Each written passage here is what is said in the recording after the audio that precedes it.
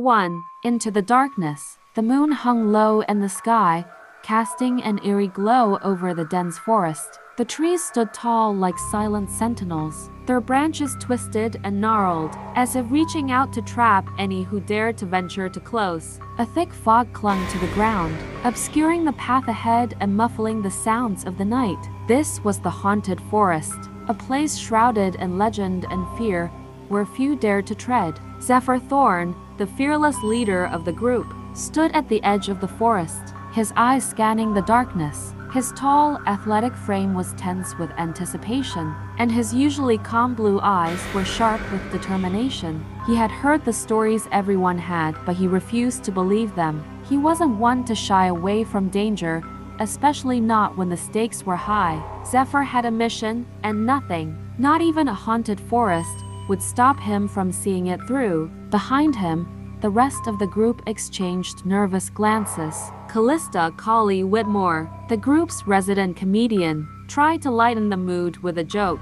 but her voice wavered slightly, betraying her nerves. "So, who's ready to become ghost bait?" she quipped, flashing a crooked smile. Her fiery red hair, usually wild and untamed, was pulled back into a messy ponytail, and she fiddled with the ends anxiously. Colley's sarcasm had always been her defense mechanism, but even she couldn't shake the feeling that something was very wrong. Orion Hawthorne, the group's intellectual and puzzle-solving genius, adjusted his glasses and peered into the mist. His sharp mind was already analyzing the situation, calculating the risks, and forming a plan. He was a man of logic, not superstition, but even he had to admit that the forest was unsettling. "The sooner we get through this, the better," he muttered, more to himself than anyone else. Orion's mind was his greatest asset, but even he knew that brains wouldn't be enough to survive what lay ahead.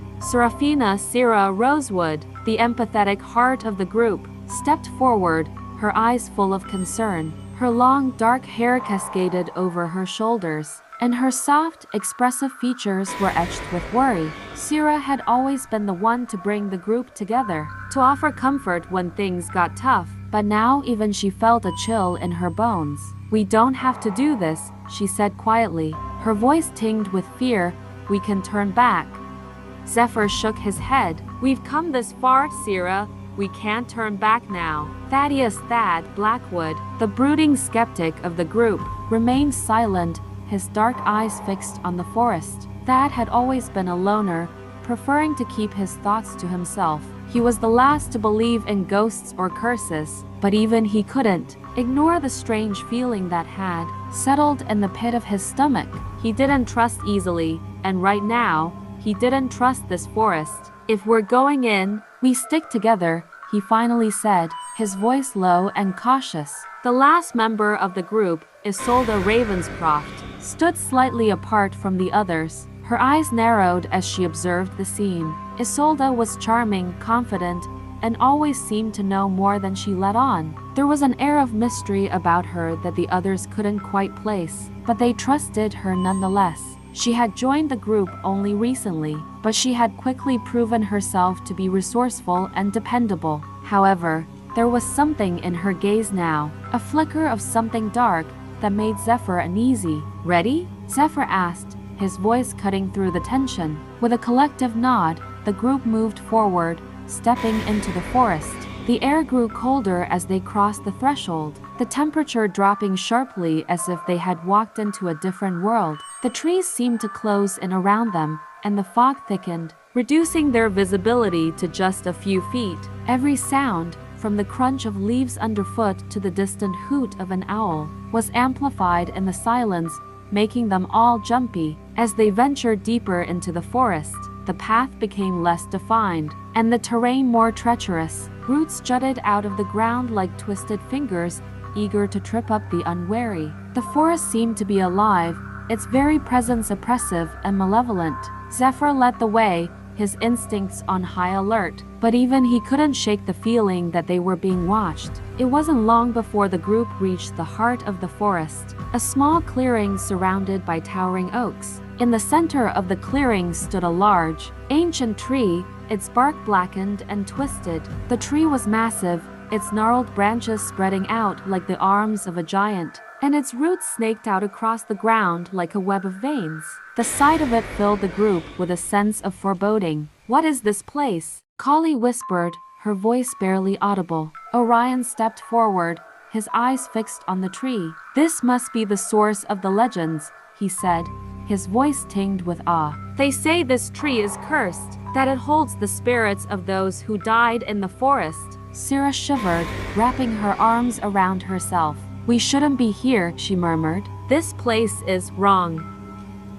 Thad circled the tree, his eyes narrowing as he took in the details. There was something off about the tree, something he couldn't quite put his finger on. It wasn't just the way it looked, but the way it made him feel like it was watching them, waiting for them to make a mistake. "We need to be careful," he warned. "There's something not right about this." Isolde remained silent, her gaze fixed on the tree. There was a strange intensity in her eyes, as if she was trying to decipher a puzzle that only she could see. After a moment, she spoke, her voice calm and measured. "We should set up camp here for the night," she suggested. "It's too dangerous to keep moving in the dark." Zephyr hesitated, but he knew she was right. The forest was dangerous enough during the day, and navigating it at night would be nearly impossible. "All right," he agreed. "We'll set up camp and rest. We'll continue in the morning."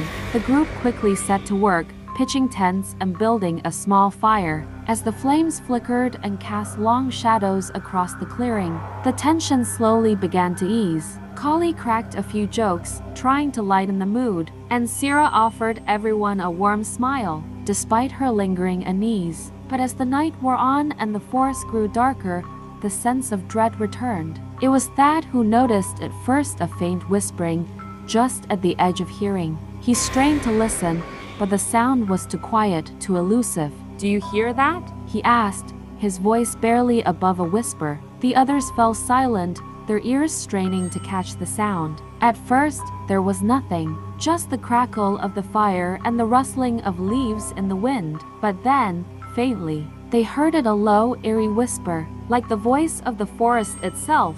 "Maybe it's just the wind," Orion suggested, though he didn't sound convinced. "No," Thad said firmly, "that's not the wind." The group exchanged uneasy glances. The whispering grew louder, more distinct, as if the forest was trying to communicate with them. The voices were unintelligible, but there was a sense of urgency in them, a warning that none of them could understand. "We need to leave," Syrah said suddenly, her voice trembling. "We need to leave now." Zephyr frowned. "We can't just leave in the middle of the night. It's too dangerous." "But it's more dangerous to stay," Thad insisted, his eyes darting around the clearing. "This place, it's not safe." Before Zephyr could respond, Isolde stepped forward, her expression calm and composed. "We can't leave," she said softly, her voice cutting through the tension. "Not yet." "Why not?" Kali demanded, her voice rising in panic. "What are we waiting for?" Isolde met her gaze, her eyes cold and unreadable. "Because the forest won't let us." A stunned silence fell over the group as they processed her words. "The forest won't let us?" What did that even mean? Before anyone could ask, the whispering grew louder, more insistent. The trees seemed to close in around them, and the shadows deepened. The air grew colder, and the sense of dread became overwhelming. And then, just as suddenly as it had started, the whispering stopped. The forest fell silent, the only sound the crackling of the fire. Zephyr took a deep breath, trying to steady his nerves. "We stay together," he said firmly, his voice carrying an authority that the others couldn't ignore. "No one goes anywhere alone. We'll figure this out in the morning." But as the group settled in for the night, each of them couldn't shake the feeling that they were being watched. The oppressive silence weighed heavily on them, and sleep seemed an impossible luxury. Each person lay in their tent, listening to the sounds of the forest, their hearts pounding with a mixture of fear and anticipation. Zephyr's mind raced as he stared up at the fabric of his tent. He was used to taking charge, to making decisions that others would follow without question. But this situation was different. The forest wasn't something he could control. and the strange feeling of being trapped gnawed at him. He knew the others were counting on him to lead them through the night, but how could he protect them from something he didn't understand? In the tent next to Zephyr's, Kali lay with her eyes wide open, trying to make sense of the day's events. The haunted forest had seemed like a thrilling adventure at first, a chance to prove their bravery and maybe have a few laughs along the way. But now, with the reality of their situation sinking in, she couldn't shake the feeling that they had made a terrible mistake. Her usual bravado felt hollow, and the weight of fear settled heavily on her chest. Orion, ever the rational thinker, was trying to piece together the mystery. He had a knack for solving puzzles, but this one was proving to be more elusive than he expected. There had to be a logical explanation for everything that was happening. The whispers, the eerie tree, the strange sense of being watched, but no matter how hard he thought, the pieces didn't fit together. He could feel the tension in his muscles, the anxiety gnawing at the edge of his mind, but he forced himself to remain calm. They needed answers, and he was determined to find them. Syrah, lying in her tent, could feel the forest pressing in on her, its malevolence almost tangible. She had always been the emotional center of the group, the one who could sense the mood of others and provide comfort when needed. But tonight, she felt helpless. Her intuition told her that something terrible was coming, something they couldn't escape, and that terrified her. She whispered a silent prayer, hoping that they would make it through the night unscathed. Thad remained on edge, his instincts screaming at him to get out, to leave the forest before it was too late. He had never been one to rely on others, and the idea of being trapped here with people he barely trusted made him uneasy. He could sense that the others were scared, that they were looking to Zephyr for guidance, but Thad wasn't sure Zephyr had the answers they needed. The forest was ancient and dangerous, and Thad knew that it wouldn't hesitate to claim them if they made a wrong move. Isolde sat cross-legged in her tent, her eyes closed as she meditated. The others didn't know what she knew they couldn't, but she could sense the power of the forest, the ancient magic that coursed through its veins. She had felt it the moment they crossed the threshold, a force far older and more potent than anything she had encountered before. She knew that leaving the forest wasn't an option, not until they had completed what they were meant to do. The forest had chosen them, and now it was up to her to ensure they survived its trials. Hours passed, and the night grew darker, the forest seemingly holding its breath. The group remained in their tents, too afraid to venture out, but sleep eluded them all. The fire in the clearing burned low, the flames flickering and casting long, twisted shadows across the ground. Then, just before dawn, a sound broke the silence, a soft, mournful cry that echoed through the trees. It was a sound unlike anything they had ever heard, a voice full of sorrow and longing.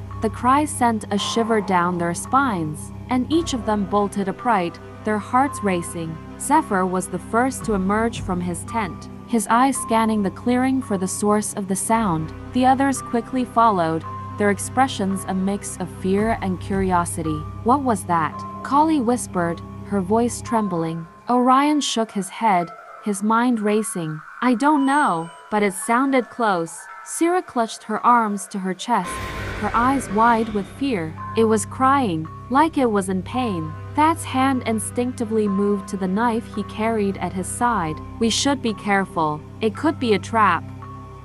Isolde, however, seemed oddly calm. Her eyes were fixed on the ancient tree in the center of the clearing. "It's coming from the tree," she said softly, her voice carrying a strange certainty. The group turned to look at the tree, and as they did, the crying grew louder, more desperate. The sound seemed to be emanating from within the tree itself, as if something or someone was trapped inside. "We need to see what's causing it," Zephyr decided, his voice firm. "But we do it together." With a mixture of caution and determination, the group approached the tree. As they drew closer, the crying intensified, filling the air with an almost unbearable sadness. The bark of the tree was rough and blackened, twisted into unnatural shapes, and the roots seemed to pulse with a life of their own. "How is this possible?" Orion muttered, his mind struggling to comprehend what he was seeing. "It's like the tree is alive, but in pain. Zephyr reached out to touch the bark,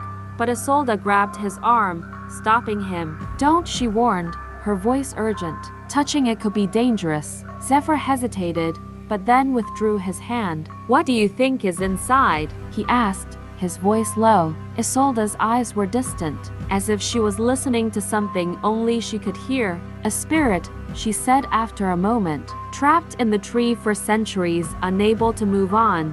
How do we free it?" Sira asked, her heart aching at the thought of the spirit's suffering. Isolde frowned, deep in thought. "I'm not sure," she admitted, "but I think we have to find something that binds it to this place." Orion's analytical mind kicked into gear. "There must be an object, a talisman maybe, that's keeping the spirit trapped. If we can find it and destroy it, we might be able to free the spirit." Thad was less convinced. "And what if freeing the spirit makes things worse?" he asked, his voice skeptical. "What if it's dangerous?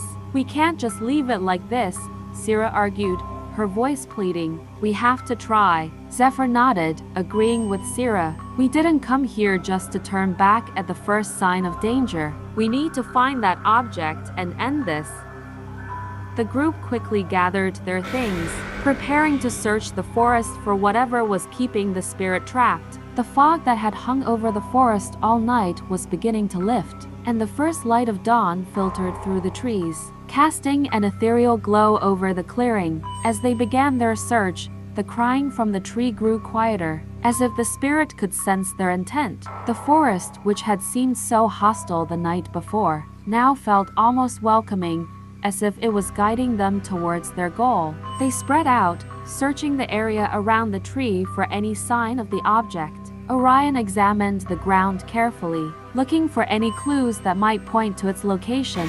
Kali and Sira searched the nearby underbrush, while Zephyr and Thad kept watch, their eyes scanning the forest for any sign of danger. It was Isolde who found a small, ancient box buried beneath the roots of the tree. The box was made of dark wood, intricately carved with symbols that none of them recognized. As she carefully lifted it from the ground, the crying from the tree stopped, and the forest fell silent once more. "This is it," Isolde said quietly, holding the box out for the others to see. "This is what's keeping the spirit trapped." Orion examined the box, his eyes narrowing in concentration. "We need to destroy it," he said, his voice resolute. "It's the only way to free the spirit." "But how?" Sira asked, her voice trembling. "What if destroying it releases something even worse?" Zephyr stepped forward, his expression determined. "We won't know until we try," he said firmly. "But we can't leave the spirit to suffer like this. We have to take the risk." With a deep breath, Isolde handed the box to Zephyr. He hesitated for only a moment before raising it above his head and bringing it down hard on a nearby rock.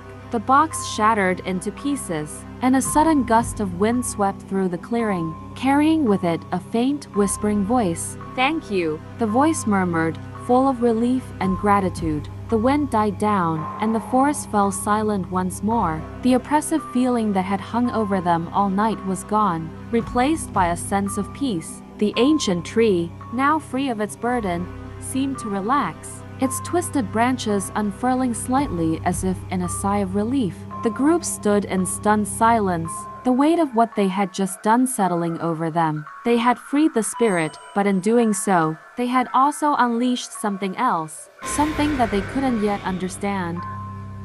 "We did it," Kali whispered, her voice filled with a mixture of awe and disbelief. "We actually did it." Zephyr nodded, but his mind was already racing with questions. What had they just unleashed? What dangers still lay ahead in this cursed forest? And most importantly, what role did Isolde play in all of this? There was something about her calm demeanor, the way she had known exactly what to do, that nagged at the back of Zephyr's mind. He trusted his team, but Isolde, there were too many unanswered questions. And now, in the aftermath of freeing the spirit, those questions felt more pressing than ever. "We should get out of here," Thad said, breaking the silence.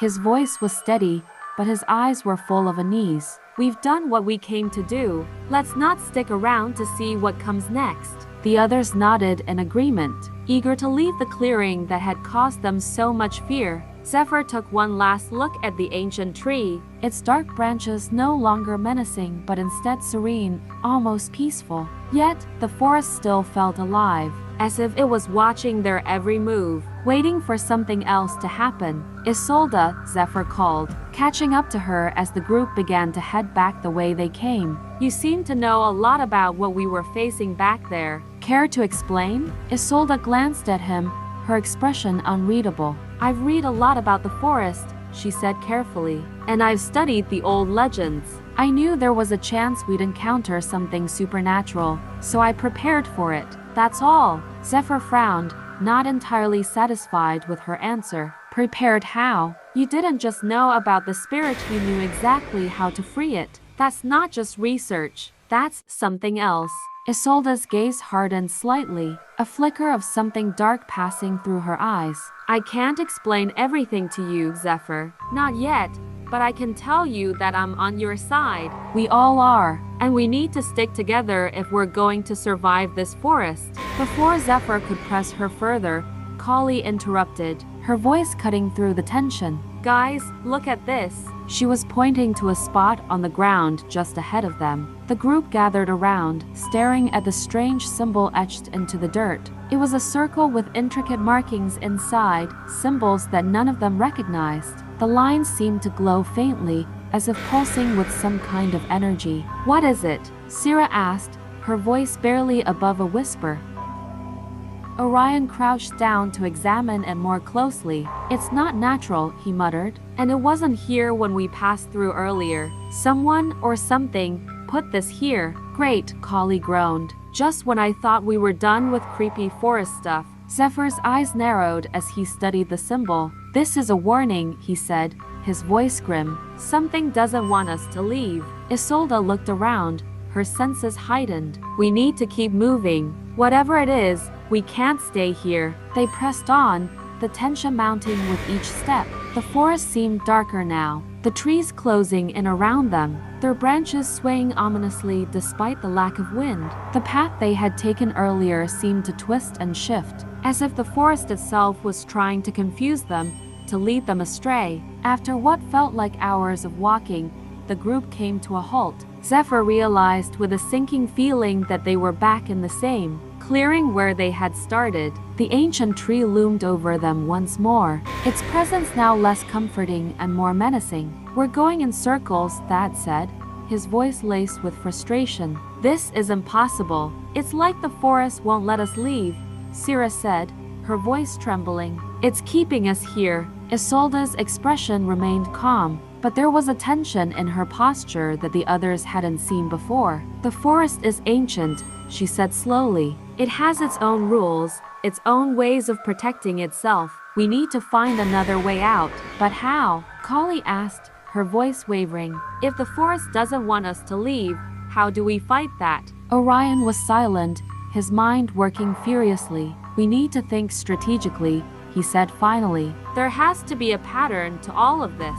If we can figure out how the forest is guiding us, we might be able to outsmart it. Zephyr nodded, his determination hardening. We'll split up into pairs and explore different directions. We'll keep in constant communication. If anyone finds something, they report back immediately. The group divided up.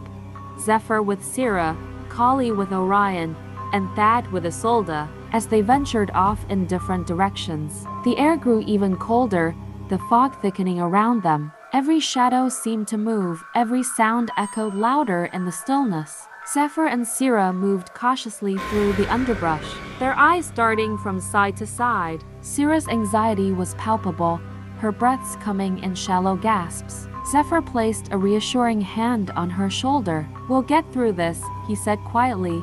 We always do.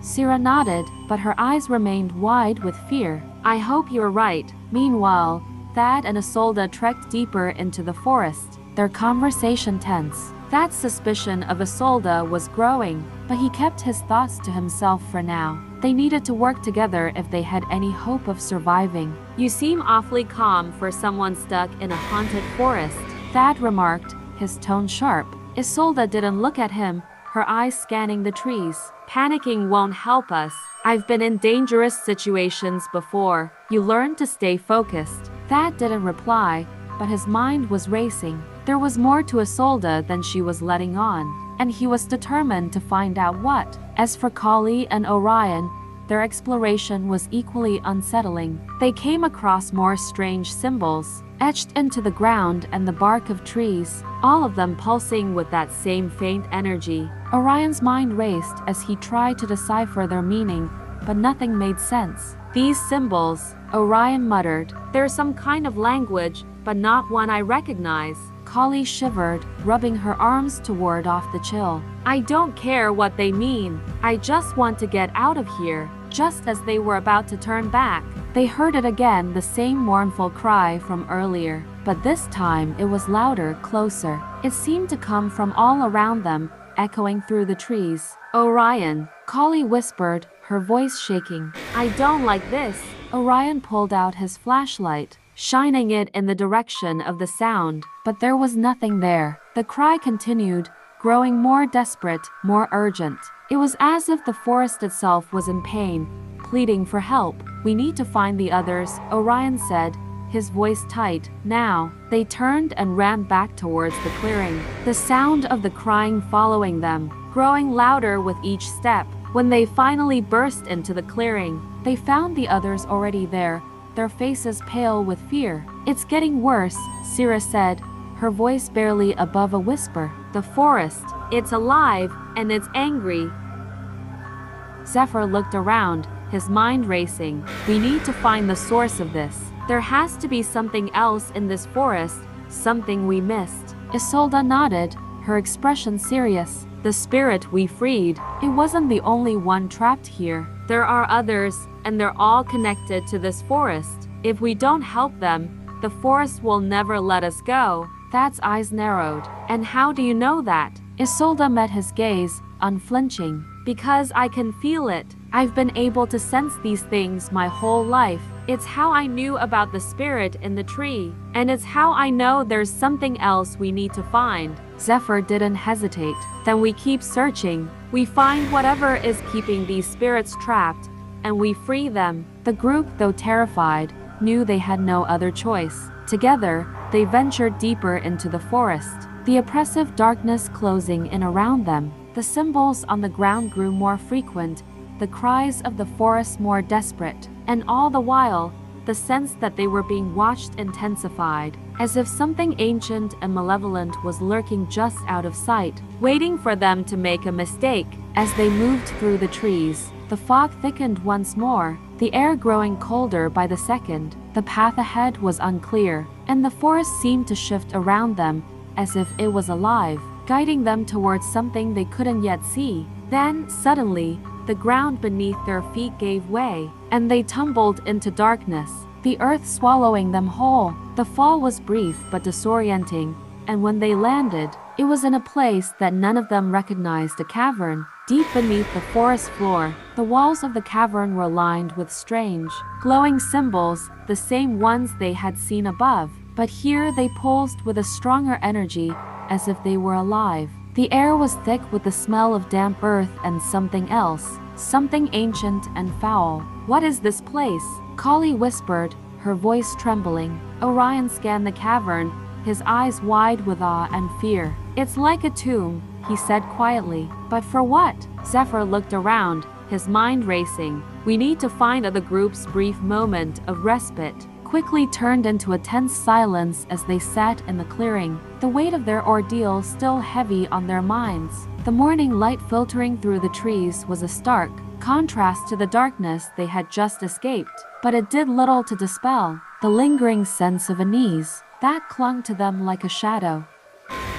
Zephyr stood up first, brushing the dirt from his clothes as he surveyed the area. We can't stay here, he said, his voice firm. The forest isn't done with us, and I don't want to find out what it has planned next. We need to keep moving. The others nodded in agreement, though the exhaustion was clear on their faces. They had been through so much already, and the idea of continuing deeper into the forest was daunting. But they knew Zephyr was right. They couldn't afford to stay in one place for too long. As they prepared to leave, Isolde lingered at the edge of the clearing, her eyes scanning the forest with a faraway look. Zephyr noticed her hesitation and approached her quietly. "Isolde," he said gently, "what's on your mind?" She turned to him, her expression troubled. "There's something I haven't told you," she admitted, her voice barely above a whisper. "Something I didn't think would matter, but now, I'm not so sure." Zephyr's brow furrowed with concern. "What is it?" Isolde hesitated for a moment,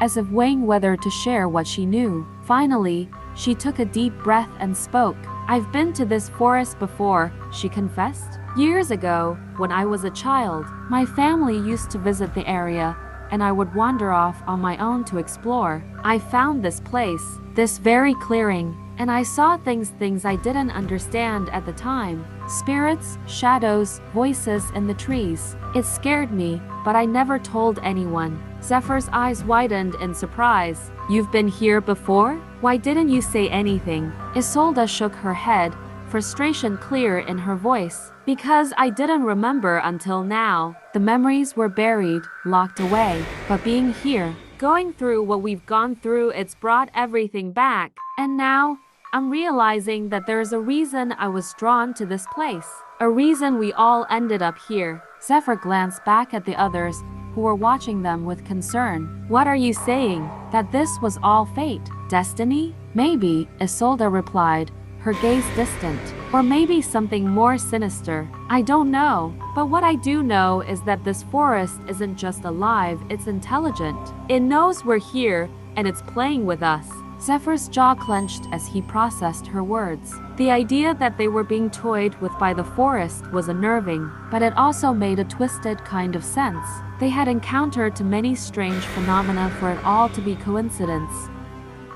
"Then we need to be smarter," Zephyr said, determination hardening in his voice. "We need to figure out what this forest wants and why it's targeting us. If we can do that, maybe we can find a way out." Isolde nodded, though the worry in her eyes didn't fade. "Agreed, but we have to be careful. The forest has already shown us what it's capable of. We can't let it divide us, or we'll never make it out." Zephyr squeezed her shoulder reassuringly. "We'll stick together. We'll get through this, no matter what." As they rejoined the group, Zephyr filled them in on what Isolde had revealed. The news that she had been to the forest before, and that they might be facing an intelligent force, left everyone on edge. But it also steeled their resolve. They couldn't afford to let fear paralyze them. "We need to find the heart of this forest," Orion said, his voice full of conviction. "If the forest is alive and aware, then it must have a center, a core where its power is strongest. If we can find that,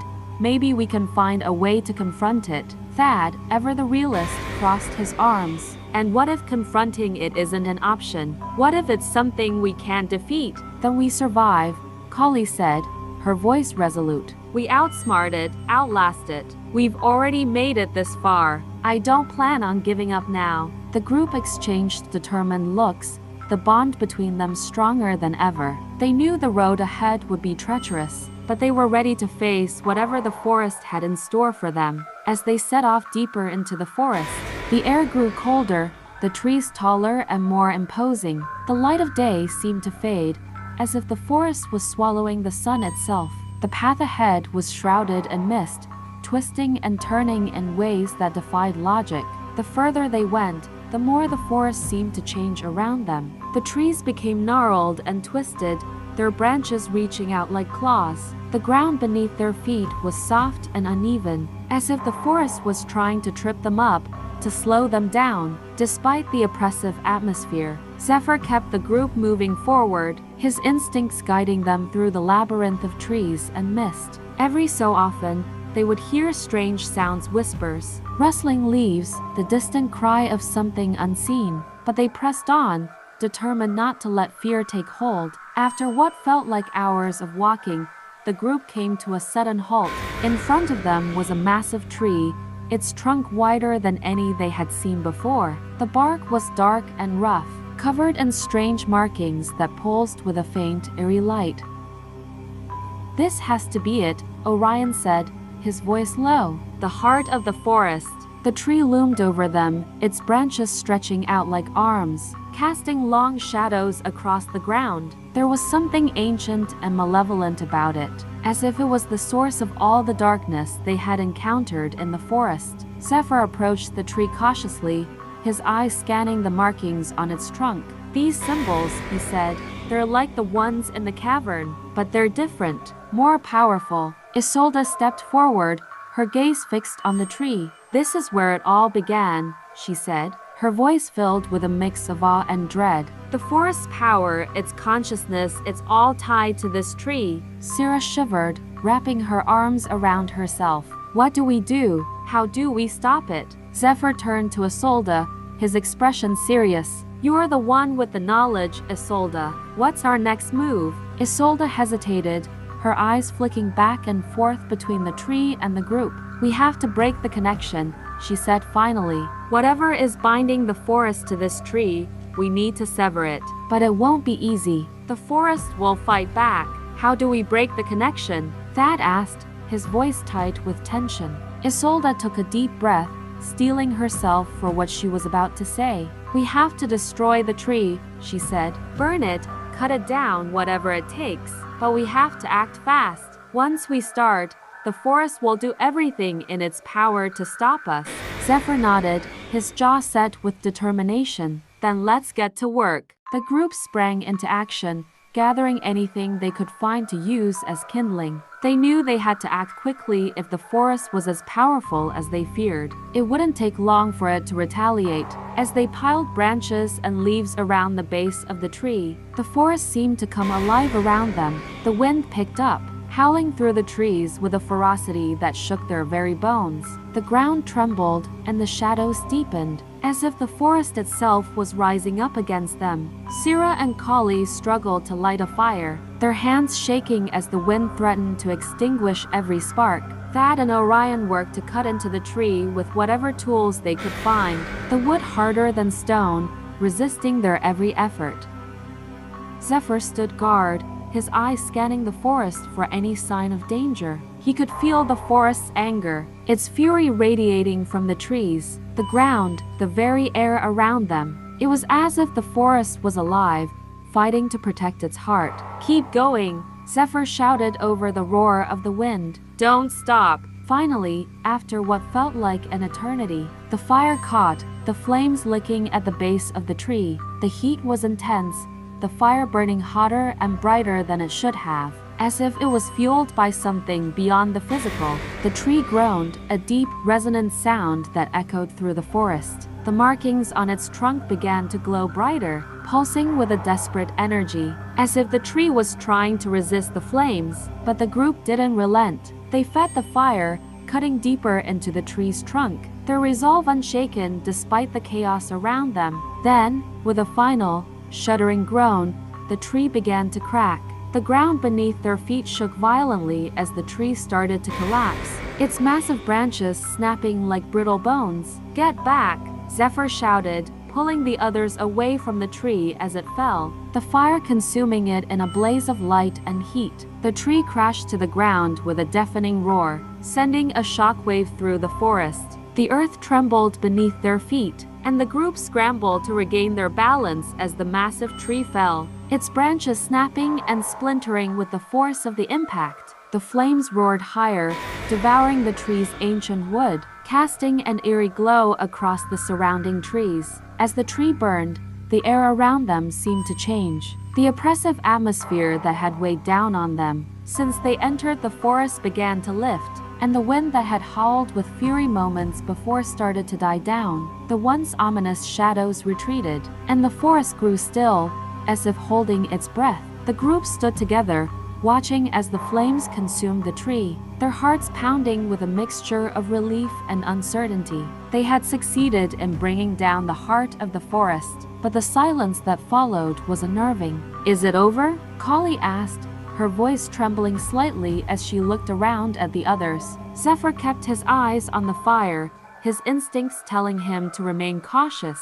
"I don't know," he admitted, "but we need to be ready for anything. The forest might not let us go that easily." Isolde stepped forward, her gaze fixed on the burning tree. "The connection is severed," she said, her voice steady. "The forest's power should be weakening, but it might still try to hold on. We need to stay alert." As the flames continued to burn, the group remained on guard, ready for whatever might come next. The forest around them was eerily quiet, the usual sounds of wildlife absent, as if the entire area was in a state of shock. The fire crackled and hissed, the only sound breaking the silence. Minutes passed, and the fire began to die down. The once mighty tree reduced to smoldering embers. The light from the flames dimmed, and the clearing was slowly plunged back into the gray light of the overcast sky above. The oppressive feeling that had haunted them throughout their journey had lessened, but a sense of unease still lingered in the air. Syrah, who had been silent for most of the ordeal, finally spoke up. "If we've destroyed the heart of the forest, does that mean the spirits are free now? Have we broken whatever curse was keeping them here?" Isolde nodded slowly, though her expression remained serious. "The spirits should be free," she said, "but that doesn't mean we're safe. The forest itself might still hold some power, even without its heart." Thad, who had been keeping a close watch on their surroundings, frowned. "So what do we do now? Just walk out of here and hope the forest lets us go?" Zephyr looked around at the trees, noting how the forest seemed less hostile now, the air no longer thick with malevolent energy. "We need to find the edge of the forest," he said decisively. "If the power here is truly broken, we should be able to leave, but we can't let our guard down." With that, the group began to move, heading in the direction that Zephyr felt was the best bet for finding a way out. The forest, though still dense and foreboding, no longer seemed to be actively working against them. The path ahead, though twisted and unclear, didn't shift or change as it had before. It was as if the forest had lost its ability to confuse and mislead. As they walked, the tension that had gripped them for so long began to ease, though no one dared to fully relax. The memory of the cavern, the spirits, and the burning tree were still fresh in their minds, and the fear of what might still be lurking in the shadows kept them vigilant. After what felt like hours of walking, the trees began to thin, and the light grew brighter. The oppressive canopy that had blocked out the sun was gradually giving way to clear skies. A sense of hope began to rise within them as they realized they were finally nearing the edge of the forest. "We're almost there," Orion said, his voice filled with cautious optimism. "I think we might actually make it out of here." Kali let out a shaky laugh, relief evident in her tone. "I can't believe it. I thought we'd be trapped in that nightmare forever." As they continued, the forest thinned further, and they could see a break in the trees up ahead, a glimpse of open land beyond. Their pace quickened, driven by the hope of finally escaping the cursed forest that had haunted them for so long. But just as they were about to break free from the tree line, Isolde suddenly stopped, her eyes wide with alarm. "Wait," she called out, her voice filled with urgency. The others halted and turned to look at her, confusion and concern etched on their faces. "What is it?" Zephyr asked, his hand instinctively reaching for the hilt of his knife. Isolde's gaze was fixed on the ground in front of them, where the last of the trees met the open field. The soil was dark and cracked, as if something beneath the surface was struggling to break free. The ground trembled slightly, sending a shiver down their spines. "I don't think it's over," Isolde said, her voice trembling with fear. "The forest, it's not done with us yet." Before anyone could react, the ground erupted in front of them, sending dirt and debris flying into the air. The group staggered back, shielding their faces from the sudden explosion of earth. From the gaping hole in the ground, a twisted mass of roots and vines surged upward, writhing and thrashing as if alive. The tendrils lashed out, grabbing at the air, and the ground shook violently as the forest's final defense revealed itself. Zephyr drew his knife, his heart pounding in his chest. "Everyone, get back!" he shouted, his voice cutting through the chaos. The others scrambled to retreat, but the roots and vines moved with unnatural speed, reaching out to ensnare them. Thad slashed at the vines with a makeshift weapon, but the tendrils seemed to regenerate as quickly as they were cut. "We need to stop it," Orion shouted, his voice full of panic. "If we don't, we'll never make it out of here." Isolde, her eyes wide with terror, suddenly remembered something from the ancient texts she had studied. "The fire," she cried out. "We need to use fire. It's the only thing that can stop it." Zephyr nodded, his mind racing. "We need to burn it, just like we did with the tree. Find anything that will catch fire now." The group frantically searched for anything flammable, their movements hurried and desperate as the writhing mass of roots and vines continued to close in on them. The ground beneath them buckled and cracked, the forest seemingly determined to drag them back into its depths. Sierra found a bundle of dry leaves and quickly piled them together, her hands trembling as she worked. Kali, with a look of grim determination, pulled out a lighter she had kept in her pocket, a small but essential tool she had forgotten she was carrying. "Here," Kali shouted, tossing the lighter to Zephyr. He caught it and quickly set the leaves ablaze. The fire spread rapidly, the flames licking at the roots and vines that surrounded them. The tendrils recoiled from the heat, but they didn't retreat completely. "It's not enough," Orion yelled, his voice full of desperation. "We need more fire." Thad grabbed a fallen branch and thrust it into the flames, setting it alight. He swung it at the vines, the fire searing the tendrils as they recoiled in pain. Isolde joined in, using a burning stick to fend off the attacking roots. The fire grew stronger, the flames spreading to the surrounding vegetation. The roots and vines, no longer able to withstand the heat, began to retreat, pulling back into the gaping hole from which they had emerged. The ground continued to tremble, but the intensity of the shaking began to lessen. The forest, sensing its final defeat, seemed to relent, the last of its dark power ebbing away. Finally, with a final, shuddering groan, the roots and vines withdrew completely, disappearing back into the earth. The ground settled, the air around them growing still as the last remnants of the forest's malevolent energy faded. The group stood in stunned silence, their breaths coming in ragged gasps as they realized they had finally won.